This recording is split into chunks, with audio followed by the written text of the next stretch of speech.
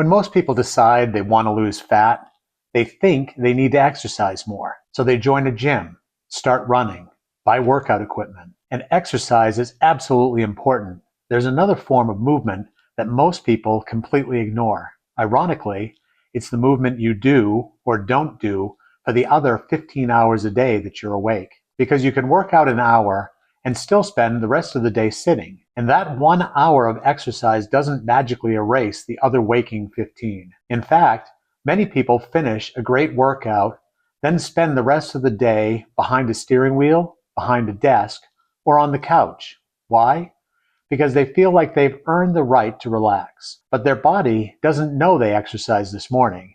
It only knows whether it's moving or not moving right now. Today, we're going to talk about the most overlooked parts of health, daily movement.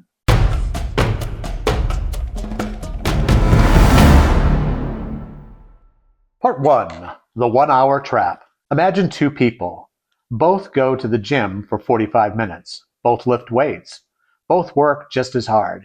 On paper, they exercise exactly the same amount. But when they leave the gym, their days look completely different. One returns to a desk, drives everywhere, uses the elevator, sits on the couch after work. The other walks more, stands while talking on the phone, uses the stairs, parks farther away, walks after dinner. Both exercised, only one kept moving. Now, imagine following both of them for the rest of the day. One gets up only when absolutely necessary. The other is constantly finding little reasons to move. He walks to a coworker's desk instead of sending an email. He refills his water bottle a few extra times. He takes the long way through the parking lot. He carries in all the groceries in one trip. None of those movements feel like exercise. Most people wouldn't even count them. But your body counts every single one. Every step, every flight of stairs, every minute you're standing instead of sitting. By the end of the day, those little movements often add up to far more calories burned than the workout itself. Not because any one of them was extraordinary, but because they happened over and over again. The workout isn't the whole story. It's just one chapter. The rest of the day is where a surprising amount of the fat loss story is written.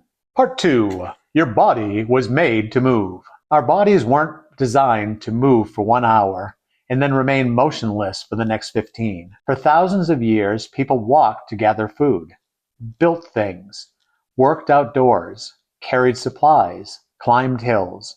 Their movement wasn't called exercise. It was simply life. No one wore a fitness tracker. No one counted steps. No one scheduled a workout for 6 o'clock in the evening. Movement happened naturally because daily life required it. Today, many of us wake up, sit during breakfast, sit in the car, sit at work, sit for lunch, sit in the car again, and then sit in front of the television. We've engineered movement out of our lives. Then we wonder why one workout doesn't seem to be enough. The truth is, your body doesn't care whether movement comes from a treadmill, walking through a grocery store, taking the stairs, or mowing the lawn. Movement is movement, and your body benefits from all of it. Your body doesn't just benefit from movement during workouts. It benefits from frequent movement throughout the day, walking, standing, stretching, carrying groceries, doing yard work, cleaning the house, taking the stairs, even getting up to refill your water bottle. All of these give your body another opportunity to move. These things may seem too small to matter, but they aren't isolated movements. They're repeated dozens of times throughout the day. And those small movements begin to stack on top of one another because your body wasn't built for occasional movement. It was built for regular movement. And that's exactly the kind of movement most of us are missing. Part 3. Small movement changes add up. Here's what makes daily movement so powerful. It doesn't require extra motivation. You don't need special clothes. You don't need a gym membership. You don't need 60 uninterrupted minutes. Instead, you simply begin looking for opportunities. Park at the far end of the parking lot. Walk while waiting for an appointment. Take the stairs instead of the elevator. Walk during phone calls. Walk 5 minutes after meals. Stand up every hour. Carry your own groceries. Put your printer farther away. Even something as simple as getting up to refill your water bottle creates another opportunity to move. Have I said that before? The amazing thing is, none of these choices feels difficult. You're not asking yourself to run 5 miles. You're simply choosing movement when movement is an option. And those opportunities feel far more often than most people realize. Think about your average day. How many times do you stand up, walk to another room, carry something, walk across a parking lot, climb a few stairs? Each one seems insignificant, but together they can reshape your day. None of these actions feel impressive, which is exactly why people underestimate them. They tend to celebrate the big workout, while ignoring the hundreds of little decisions that happen afterward. But your body doesn't ignore them. It responds to every single movement. One step doesn't matter. Neither does $1. But thousands of them absolutely do. Daily movement works the same way. Imagine putting $1 into a jar. You'd hardly notice. But if you did it every day, every week, every month, eventually you'd be surprised how much had accumulated. Movement follows the same principle. Small efforts, repeated consistently, produce results that seem much larger than the individual actions themselves. And here's something else that's important. Daily movement isn't only about burning calories. When you move more often, your joints stay looser, your muscles stay more active.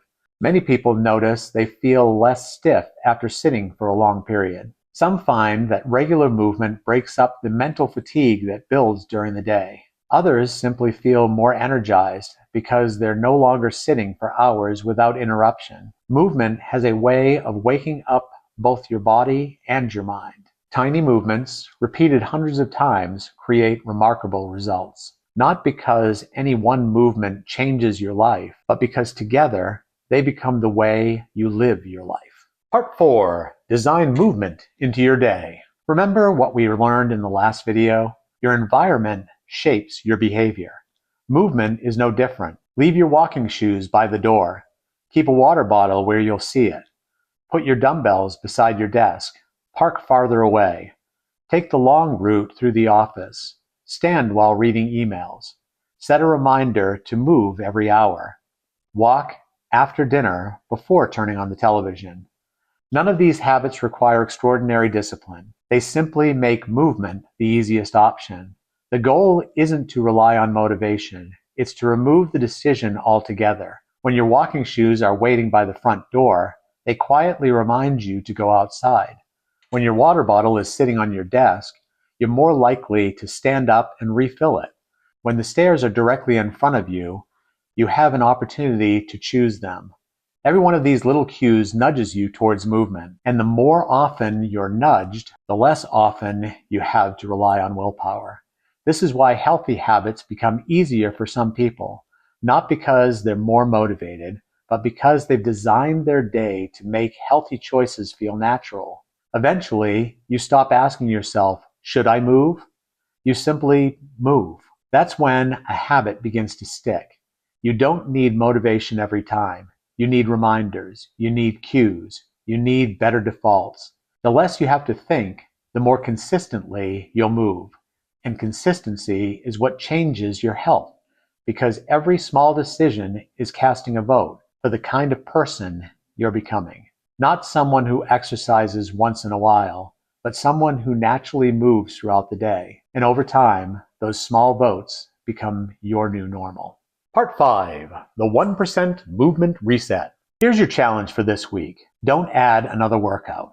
Instead, add one more opportunity to move. Just one. Take one extra flight of stairs. Walk 5 minutes after dinner. Park one row farther away. Stand during one phone call. Walk while listening to a podcast. Carry your groceries instead of using a cart for a few items. Choose one movement. Repeat it every day. Then, next week, add another. That's how daily movement becomes part of who you are, not through dramatic effort, but through tiny decisions repeated often. Because the healthiest people aren't constantly exercising. They're simply moving more often, more naturally, more consistently. And over time, those small movements become something much bigger. They become the foundation of lasting health. So before you ask yourself, how can I work out more? Ask a better question. How can I move more today? Because when movement becomes your normal, health becomes much easier. I'll see you in the next episode for the last pillar of the 1% diet. Daily routines win the first and last hour.